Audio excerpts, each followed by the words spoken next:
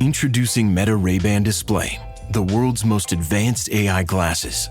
With a full color display built into the lens of the glasses, it's there when you need it and gone when you don't.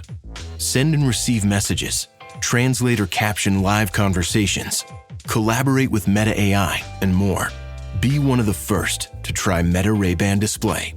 Visit meta.com/Meta Ray-Ban Display to book a demo and find your pair.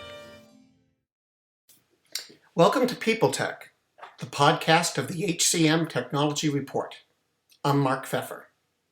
This edition of People Tech is brought to you by Advos HR Workplace Edition. Its platform provides the information and tools you need to elevate your company's brand and amplify your employer message. Learn more at www.advos.io. That's www.advos.io.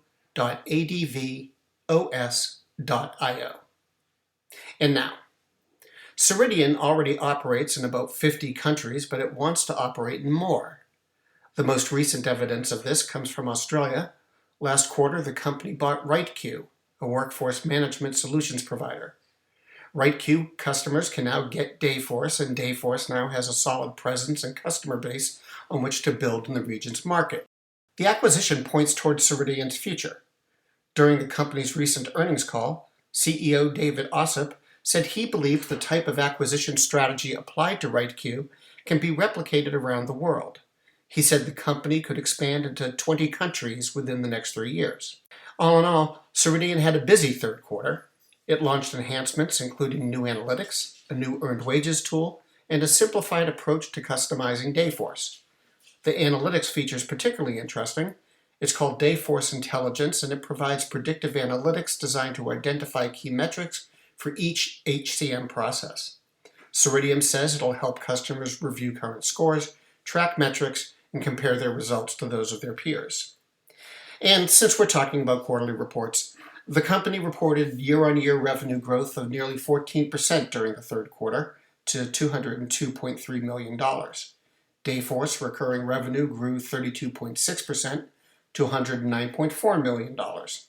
And the Dayforce customer count rose by a net 163, bringing the total to about 4,200.